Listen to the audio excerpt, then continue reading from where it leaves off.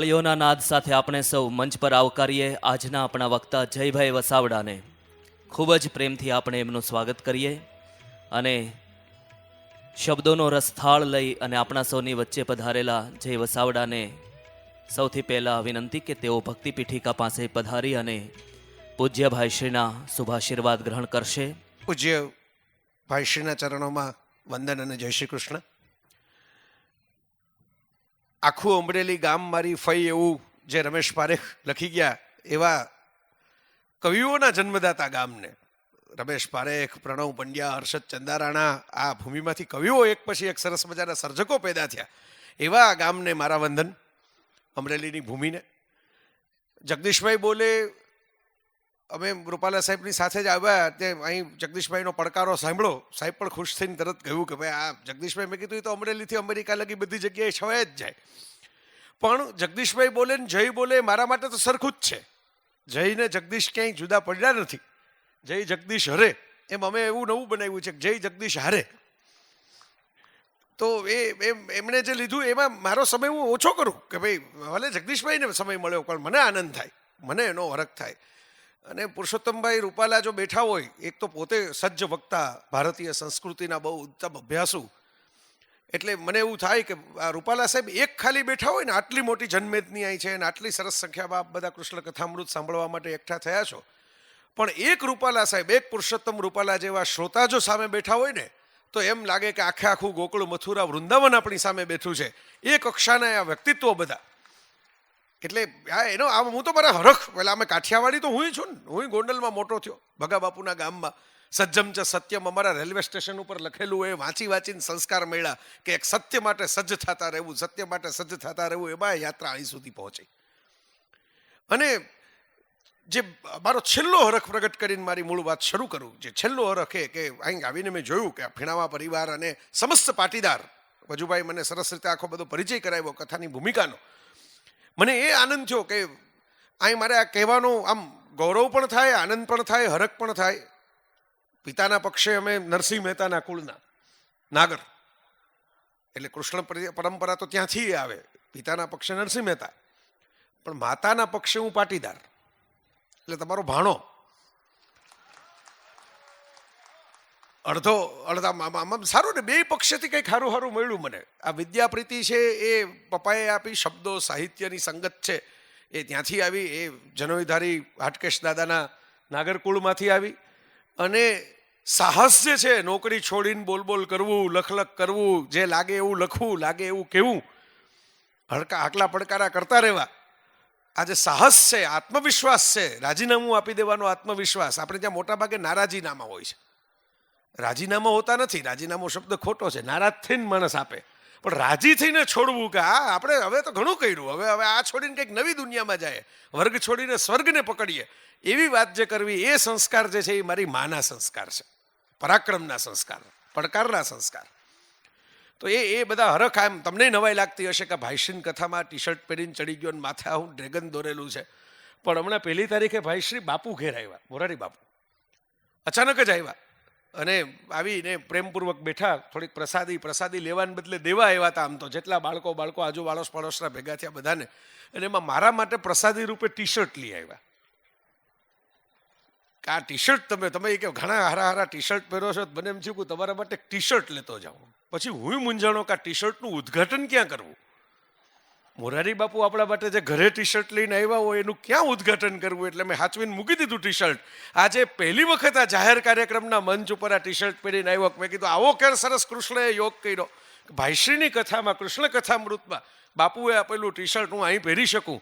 આ ચેતનાઓનો યોગ છે સાહેબ. એમાં જય વસાવડા કંઈ છે જ નહીં, આ ડિવાઇનની ડિઝાઇન છે, ડિવાઇનની ડિઝાઇન છે. એના માટે આપણે ભેગા થયા છે. આ બધી મંડપની ડિઝાઇન તમારા વજુભાઈ કરે. બધા આવા મોટી કથાઓના મંડપથી તમારું અમરેલી તો બધે આમ ગુંજે છે, અલગ અલગ જગ્યાએ કથાઓને કારણે, આ મંડપને કારણે આશરો આપે છે, છાંયડો આપે છે. અને આ બહુ મહત્વની વાત છે. લીમડાના ઝાડ હોય ને એના પાંદડા છે એ કડવા હોય, પણ લીમડાના ઝાડનો છાંયડો કડવો ન હોય. એમ જગતની અંદર ગુણકારી જે છે એ છાંયડો છે. તમે પાંદડા જોઈને એમ નક્કી કરો કે આમ છે તેમ છે, પણ છાંયડો છે એ સૌથી વધારે ગુણકારી છે. મંડપનો છાંયડો આપે એવા મિત્રો છે, અહીં બેઠા છે. એટલે હું આ તમને કહું કે એમણે મને કહ્યું, આ મને બોલાવનારે, મને પડકારો કરીને યાદ કરનારે, તો આ ઋણ સ્વીકાર સાથે હવે મારે વાત થોડીક બે ત્રણ બહુ બધી કંઈ લાંબી વાત તો કરવાની નથી. આપણે બધા જ ભાઈશ્રીની અમૃતવાણીનો લાભ લેવા માટે જ ભેગા થયા છીએ.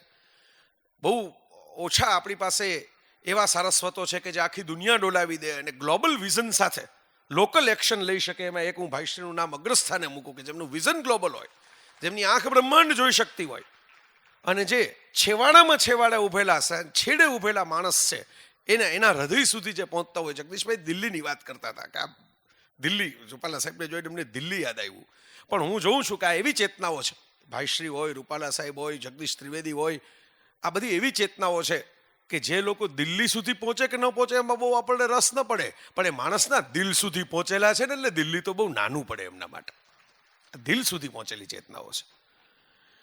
કૃષ્ણથી જ મારે શરૂઆત કરવી છે મારી વાતની. કૃષ્ણની તો ખૂબ ભાઈશ્રીએ મને એકવાર મારા જીવનનું શ્રેષ્ઠ કૃષ્ણ ઉપર જો હું કંઈ બોલ્યો હોઉં, પછી ઠલવાઈ ગયા પછી આપણને એમ થાય ને કે આમ નીચોવાઈ ગયા આપણે આખા શેરડીના સાંઠામાં, પછી તો ગાંઠા જ વધે, સાંઠો તો જાતો રહે. જે રસ હોય ગંડેરી હોય તો નીચોવાઈ જાય. એમ સાંદીપડીની અંદર મને ખુલ્લો દોર, જેટલું બોલવું હોય એટલું બોલો, કોઈ સમય મર્યાદા નહીં એમ કરીને.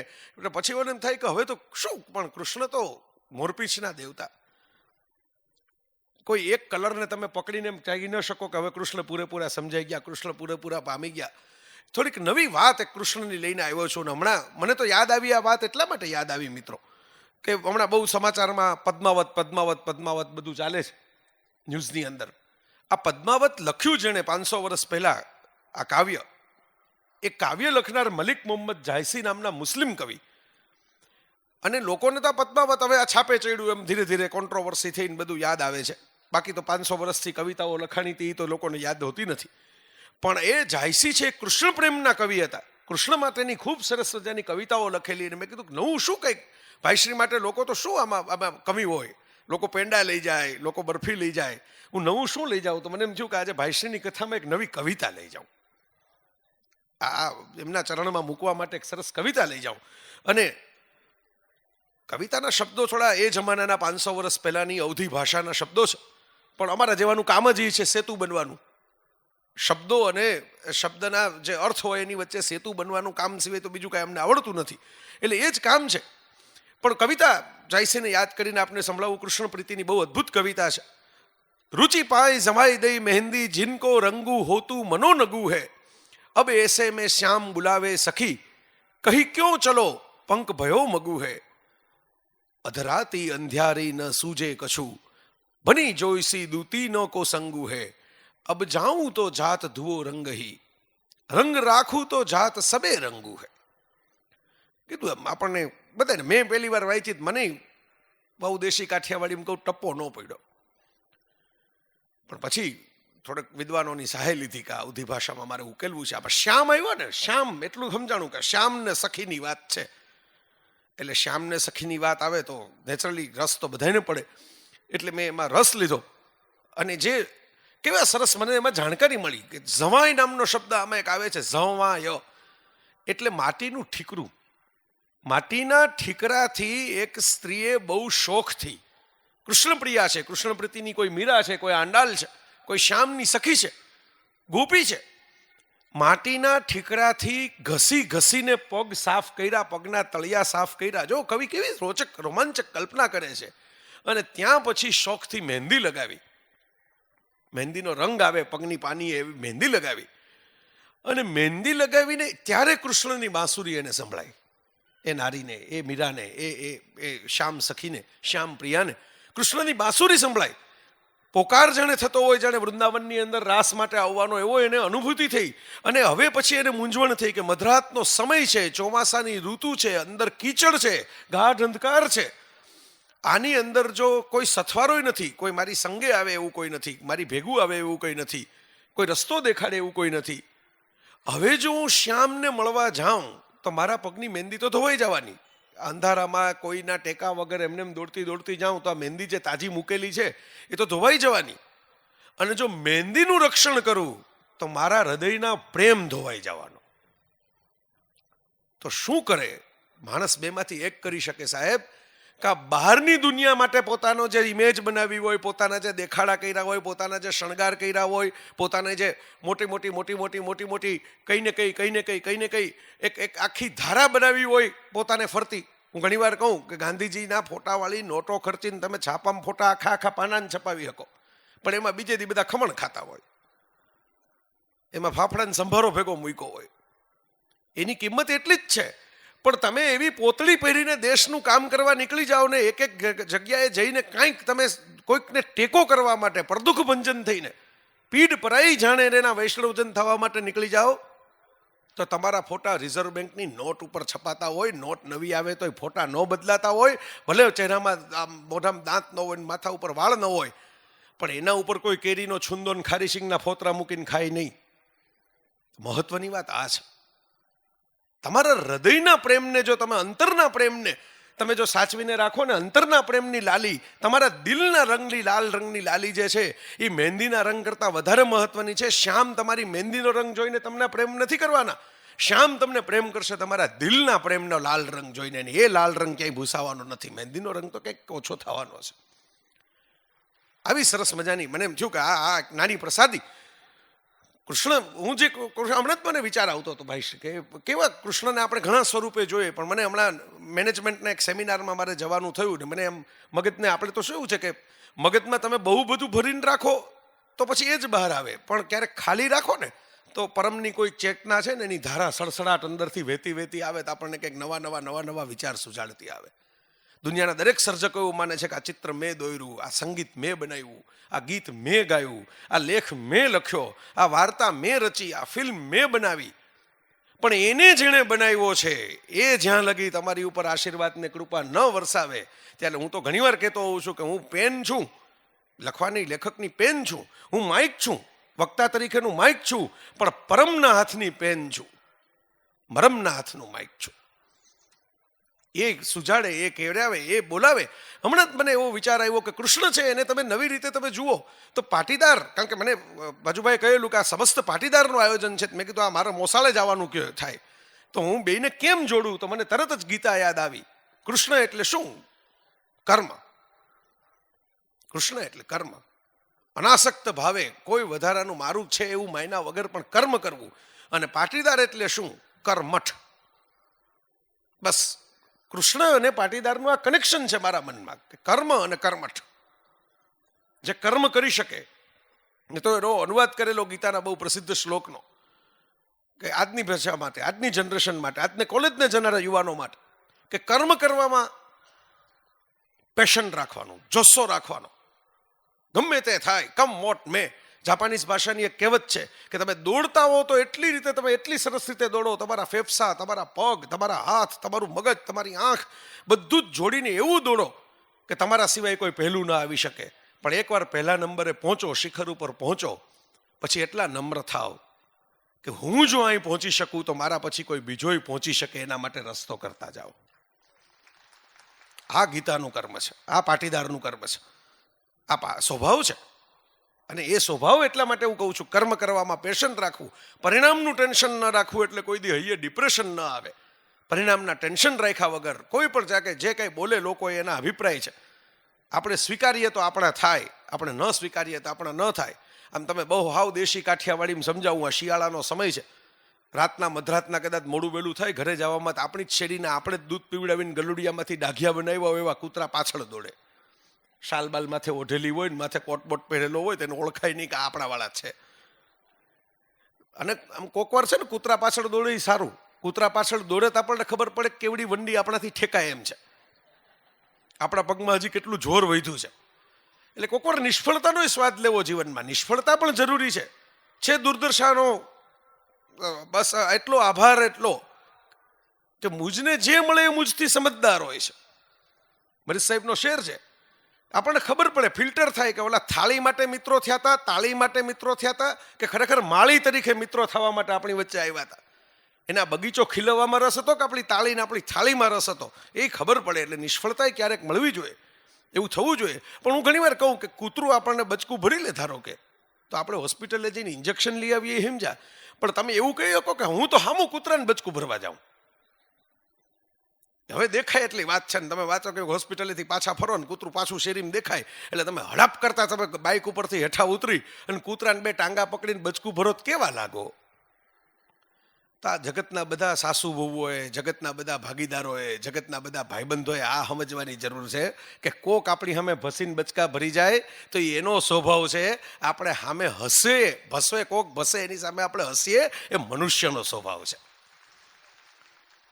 આપણે હામાં બચકા ભરવા ન જવાય, સામું સ્માઇલ અપાય. Happiness is A biggest revenge. આપણે ખુશ રહીએ ને એ જગત સામેનું સૌથી મોટું વેર છે. વેર લેવા જવાની, કાટલા પકડીને ધમાકા કરવા જવાની જરૂરત નથી. આપણે મોજમાં રહીએ, આપણે ખુશ રહીએ, આપણે લેર કરીએ, આપણે હસતા રહીએ. એમને કેટલાક માણસો બળીને ભસ્મ થઈ જશે કે આને આટલું બધું કર્યું, ઓલા આનંદી કાગડાની વાર્તા જેવું છે સાહેબ. ઉકળતા તેલના કોબરામાં ગરમ કર્યો તોય આને કંઈ ફેર નથી પડતો. રાજાએ ઉડાડી દીધો કાગડાને. પછી તું છૂટો થઈ જાય. આ પિંજરામાં રાખવાનો ફાયદો નથી. તો મારા મિત્રો, કૃષ્ણની 3 નવી ટેકનિક મારે આપના સુધી પહોંચાડવી, જે પાટીદારોની ટેકનિક છે. મારે કનેક્શન બનાવવું છે પાટીદાર અને કૃષ્ણ વચ્ચે. આ રીતે મેં એક કૃષ્ણ જોયા નવા સ્વરૂપે, જે મને અંદરથી મેં કીધું એમ નવા વિચાર આવ્યા કે કૃષ્ણથી મોટું કોઈ આઉટસોર્સિંગ ન કરી શકે. આજકાલ જમાનો છે મેનેજમેન્ટમાં આઉટસોર્સિંગ. પોતાનું કામ વધારે સારી રીતે બીજા કરે એવી રીતે કરાવવું. ગીતામાં તો ભગવાને કીધું જ છે કે યુક્તિપૂર્વક મહાપુરુષોએ પોતે પોતાના અનુયાયીઓ પાસેથી સરસ રીતે કામ કરાવવું. કૃષ્ણના ટેવ ખરી, આ શીખવા જેવું છે. જરાસંઘ હામો ભટકાય તો કૃષ્ણ બધી જગ્યાએ પોતાની એનર્જી વાપરતા નથી. એ ભીમને આઉટસોર્સિંગ કરી દે. આ માથાકૂટમાં પડવાનું નથી. કાલ્યવન જેવો કોઈક પાછળ પડ્યો હોય તો એ મુચકુંદ ઋષિને આઉટસોર્સિંગ કરી દે.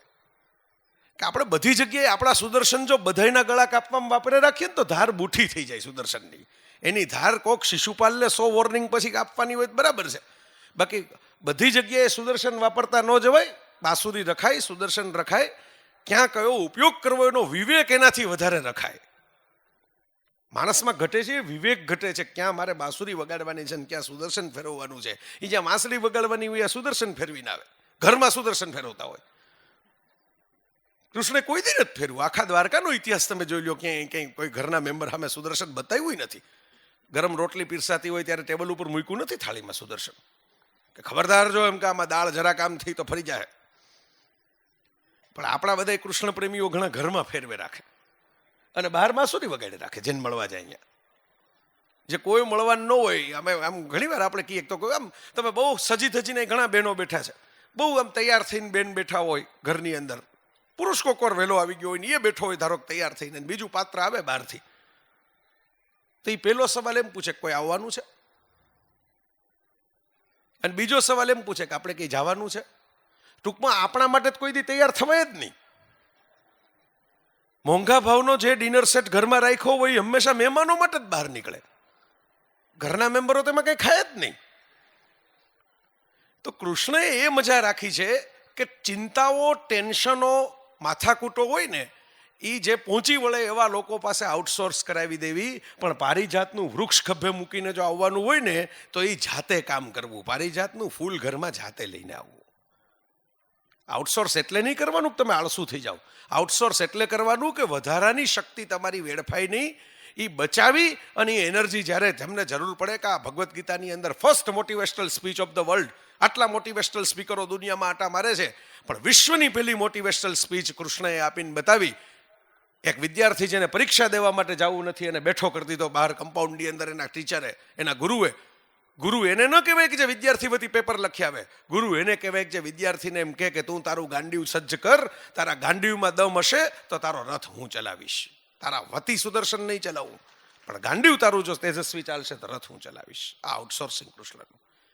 પાટીદારોમાં સૂઝ સમજ છે કે ભાવ ખભે નાખીને ખેતી જ કર્યા રાખીએ તો ખેતમજૂર થઈ જાય. એટલે તમે વિચાર કરો, સ્વામી સચ્ચિદાનંદના શબ્દોમાં એમણે બધા ચાતુર્વર્ણ બધા ગુણ અપનાવી લીધા. શ્રમજીવીઓ પાસેથી શ્રમ લીધો, વેપારીઓ પાસેથી ત્રાજવું લીધું. બરાબર, જ્યાં યુદ્ધ કરવાની, પડકાર કરવાની, વીરતાની વાત આવે ત્યાં તલવાર લીધી. તમે જોજો, આ બધા ગુણ અપનાવી લીધા. ચાતુર્વર્ણ મયા સૃષ્ટાવાળા જે ગુણ છે તમામે તમામનું શ્રેષ્ઠ છે. બધા કોઈ વાલા દવલા ઊંચા નીચા નથી. દરેક પાસે કોઈ ગુણ પડેલો છે. આ ગુણ કર્મ વિભાગ હશે એ બધા ભૂલી જાય પાછા, એ ખાઈ જાય છે. અડધું યાદ રાખે છે અને માથાકૂટ કરે છે, પણ આખું યાદ નથી રાખતા. ગુણ કર્મ વિભાગ હશે, તમારી અંદરની ચેતના શું છે એ મુજબ તમારો વૃત્તિ હોય. બ્રાહ્મણ, આપણે તો ક્ષત્રિયો બ્રાહ્મણ જેવા થયા. બુદ્ધ અને મહાવીર તો ક્ષત્રિય હતા, 24 તીર્થંકર જૈન ધર્મના ક્ષત્રિય. આ પાટીદારોની આ મજા છે સાહેબ, કે આઉટસોર્સિંગ કરીને મહેનતના કામ પણ કર્યા અને ઉપર પગથિયા પણ ચડ્યા. અને કૃષ્ણનું બીજું જો એવું તત્વ હોય, નાનકડું બિલીપત્ર જ લઈ આવ્યો છું કૃષ્ણનું આપણી પાસે 3 તત્વોનું. બીજું જો કોઈ તત્વ હોય જે પાટીદારો સાથે કનેક્ટ થતું હોય તો એ છે રીએન્જિનિયરિંગ. આજે મોટા મોટા બિઝનેસની અંદર વપરાતો શબ્દ છે રીએન્જિનિયરિંગ. જૂનું સતત કરશો નહીં ચાલે. આ મંડપની ડિઝાઇન ફરે, આ ટેલિવિઝનની ડિઝાઇન ફરે, આ માઇક્રોફોન ફરે, ઓલા પાછળ ખૂંદ નીકળેલા ટીવી જતા રહ્યા, આવા ફ્લેટ ટીવીની સ્ક્રીન આવી ગઈ તમારી સામે. હમણાં જ રૂપાલા સાહેબ મને હજી 10 મિનિટ પહેલા કીધું કે જ્ઞાન બરાબર છે, માધ્યમ બરાબર છે, વક્તવ્ય બરાબર છે, તમને બોલતા આવડે, તમને લખતા આવડે, બધું બરાબર છે, પણ કન્ટેન્ટ ફરતો ન હોય ને તો વાસી થઈ જાય.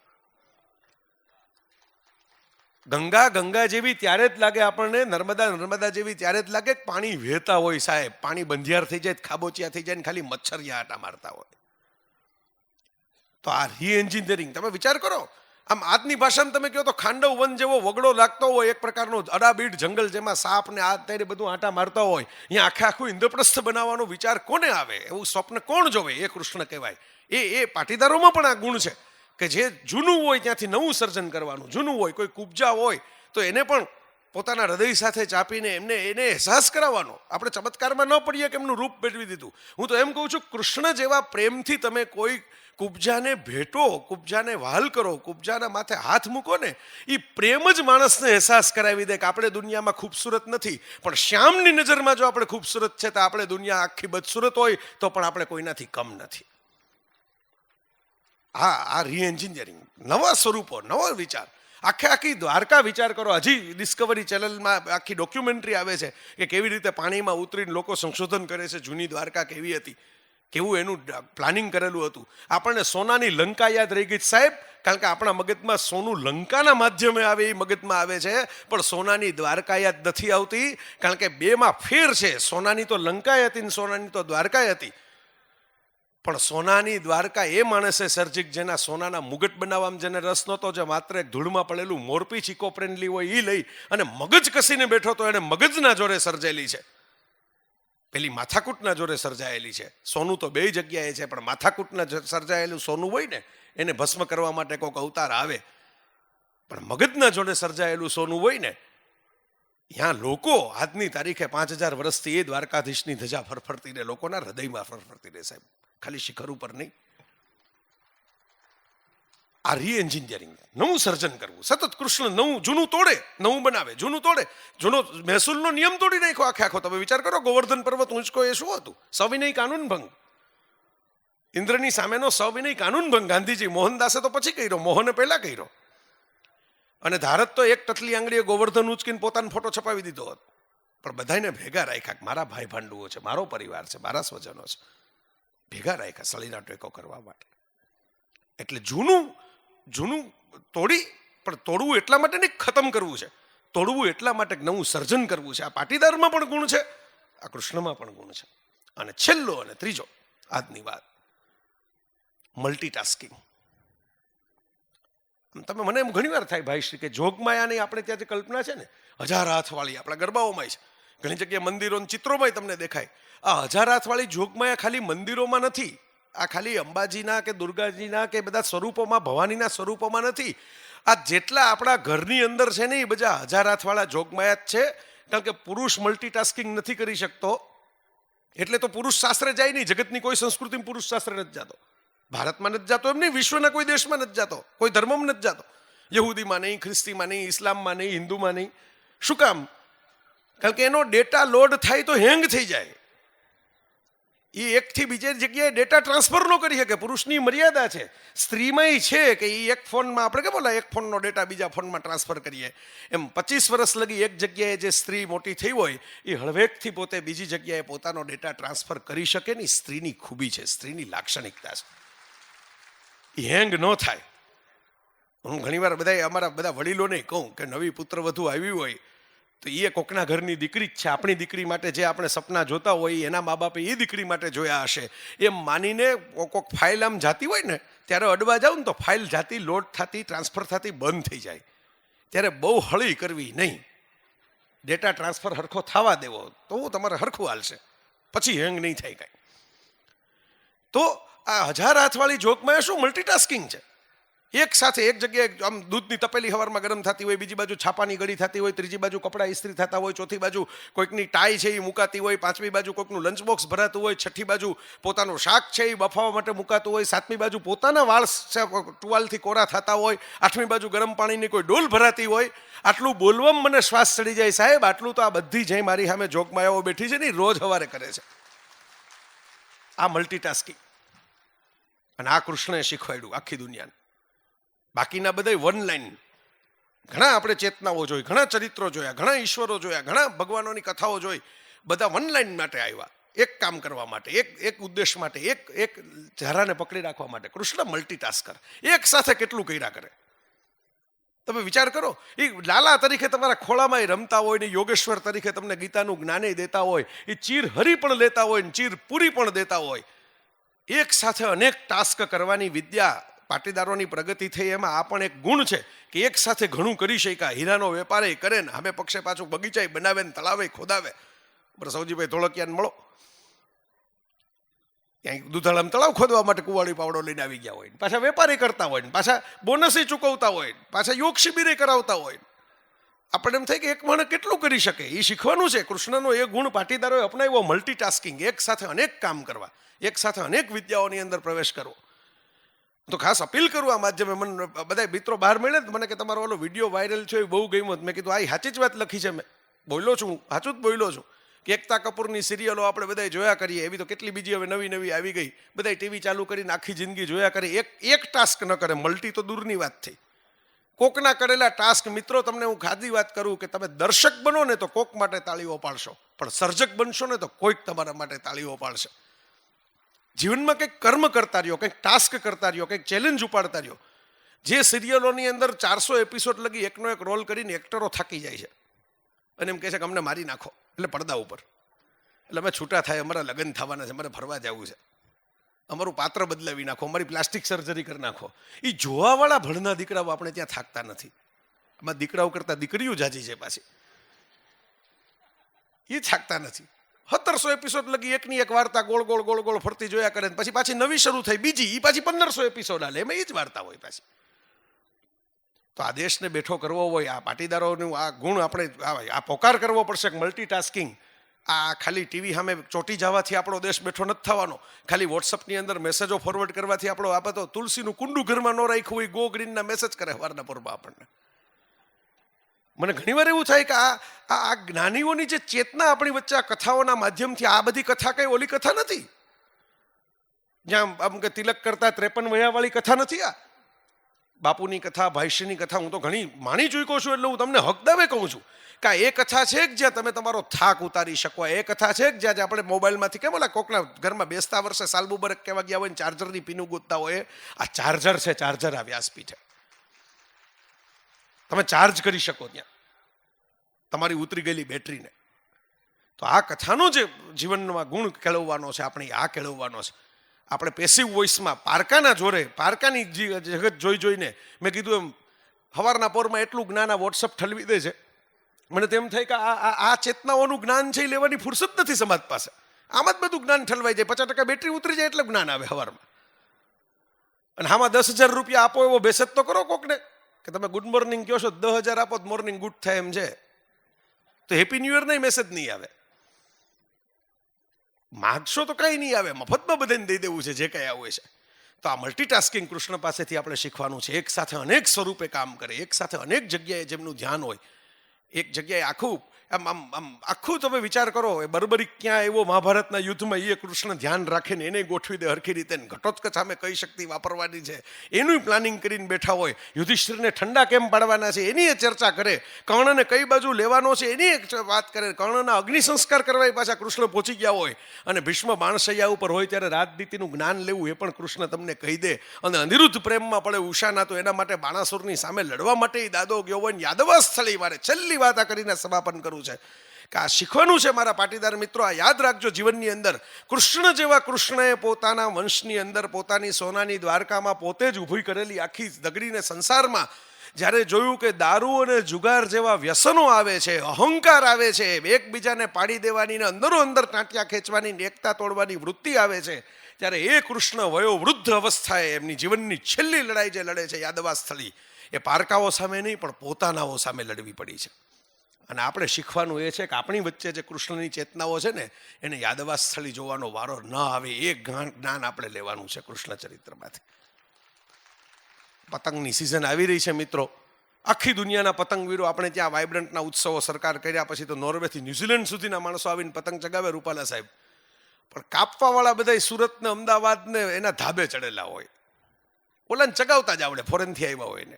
એને કાપવાનું કયો પેટ લડાવતા આવડે તો ન આવડે, કારણ કે એ છે ને એ ઓલા બીજા વિશ્વયુદ્ધ લડ્યા પછી એક વિઝામાં જર્મની ને ફ્રાન્સ તમે જઈ શકો. એને ભેગું કરતા આવડે છે, એને યુનિટી બનાવતા આવડે છે, એને એક ચલણ કરી દેતા આવડે છે. બ્રિટન ને જર્મનીમાં એક ચલણ હાલતું હતું હમણાં લગી. આ આવડે છે એને કેમ ભેગું કરવું. એટલે ફૂટબોલ રમે, એકથી બીજે જગ્યાએ દડો આપવાનો. આપણે ક્રિકેટ રમીએ, મારી સેન્ચુરી થઈ તમારું થવું હોય થાય, તમે રનઆઉટ થઈ જાઓ ભલે થઈ જતા. આ બહુ સમજવા જેવી ને શીખવા જેવી વાત છે. એટલે જ મેં છેલ્લે રાખી હતી કે એનો ઓડકાર આવે કદાચ તમે ભાઈઓ ઘેર જતા હો, બહેનો ઘેર જતા હો ત્યારે, કે તમે વિચાર કરો આપણે પારકા પતંગ કાપવામાં જ આપણા માંજા મજબૂત કરી કરીને હોઈ ગયા. આપણે પતંગમાં ધ્યાન ઓછું આપ્યું, ચગાવવામાં ધ્યાન ઓછું આપ્યું, એના રંગોમાં ધ્યાન ઓછું આપ્યું, આસમાનને રંગવામાં ધ્યાન ઓછું આપ્યું, અને કાપવામાં ધ્યાન જાજુ આપ્યું. મારી બાજુમાં કોઈને ચગવો ન જોઈએ, એટલે મારોય કપાણો ને એનોય કપાણો. યાદવા સ્થળીનો છેલ્લો સંદેશ જે કૃષ્ણ આપે છે એ આ આપે છે આપણને, કે મારું સ્વજન પણ જો ખોટા રસ્તે જશે, દારૂ જુગાર જેવા વ્યસનોના રસ્તે જશે, અહંકારથી કોઈ સત્પુરુષના અપમાન કરવાના રસ્તે જશે, સત્સંગ છોડવાના રસ્તે જશે, તો બીજા તો કહેતા કહેશે, પણ હું સુદર્શન ચક્ર લઈને, હું સુદર્શન ચક્ર નહીં હોય તો ઘાસ લઈને પણ હું પ્રહાર કરવા માટે પહેલો હોઈશ, કારણ કે હું ન્યાય, નીતિ અને નિયમ માટેનો કૃષ્ણ છું, ધર્મ સંસ્થાપનાર્થે છું. મામકાહા અને પાંડવા ધૃતરાષ્ટ્રને શોભે, કૃષ્ણના પરંપરામાં કૃષ્ણના ચાહકોને ન શોભે. એ જ વાત મારે કરવાની હતી.